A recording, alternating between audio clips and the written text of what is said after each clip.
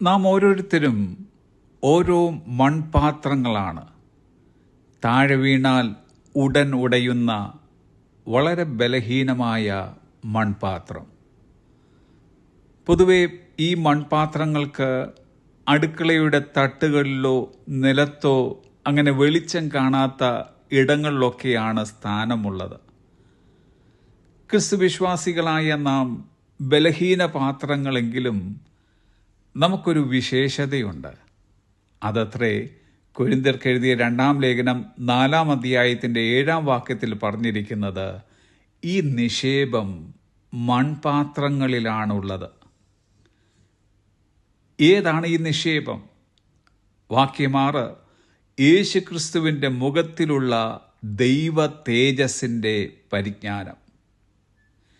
ഇനി നാം ഈ മൺപാത്രത്തെ ഒന്ന് ശ്രദ്ധിച്ചു നോക്കുക. ബലഹീനമായിരിക്കുന്ന ഈ മൺപാത്രം യേശുക്രിസ്തുവിൻ്റെ മുഖത്തിലുള്ള ദൈവ തേജസ്സിനാൽ പ്രകാശിക്കുകയാണ്. ദൈവത്തിൻ്റെ തെരഞ്ഞെടുപ്പിൻ്റെ രീതി എത്ര അപാരമാണ്! തിരുവചനം പറയുന്നു, കൊരിന്ത്യർക്ക് എഴുതിയ 1-ാം ലേഖനം 1-ാം അധ്യായത്തിൻ്റെ 27-ാമത്തെ വാക്യം, ബലമുള്ളതിനെ ലജ്ജിപ്പിപ്പാൻ ദൈവം ലോകത്തിൽ ബലഹീനമായത് തിരഞ്ഞെടുത്തു, ഉള്ളതിനെ ഇല്ലായ്മയാക്കുവാൻ ദൈവം ലോകത്തിൽ കുലഹീനവും നികൃഷ്ടമായതും ഏതുമില്ലാത്തതും തിരഞ്ഞെടുത്തു. ബലഹീനരും കുലഹീനരും നികൃഷ്ടരും ഏതുമില്ലാത്തവരുമായ നമ്മെ തിരഞ്ഞെടുക്കുവാൻ ദൈവത്തിന് പ്രസാദമായല്ലോ. റിക് വാറൻ പറഞ്ഞതത്രേ, God always uses imperfect people in imperfect situations to accomplish His perfect will.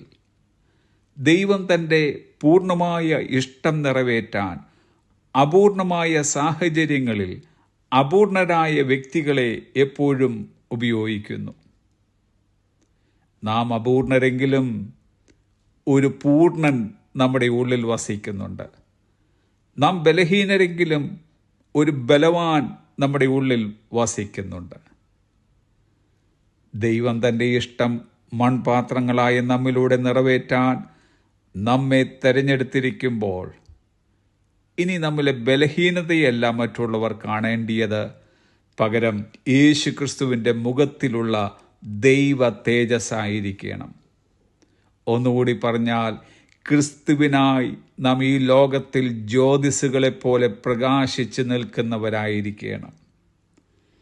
നാം കടന്നു ചെല്ലുന്ന ഭവനങ്ങൾ, കൂട്ടായ്മകൾ, ദേശങ്ങൾ, നാം കണ്ടുമുട്ടുന്ന വ്യക്തികൾ നമ്മിലൂടെ ക്രിസ്തുവിൻ്റെ മുഖത്തിലെ ദൈവ തേജസ് കാണട്ടെ. യേശു കർത്താവ് ഫിലിപ്പോസിനോട് ഇങ്ങനെ പറഞ്ഞു, എന്നെ കണ്ടവൻ എൻ്റെ പിതാവിനെ കണ്ടിരിക്കുന്നു. നമുക്കും ഇന്ന് ഇങ്ങനെ പറയുവാൻ കഴിയുമോ, എന്നെ കണ്ടവൻ ക്രിസ്തുവിനെ കണ്ടിരിക്കുന്നു എന്ന്? Have A blessed day.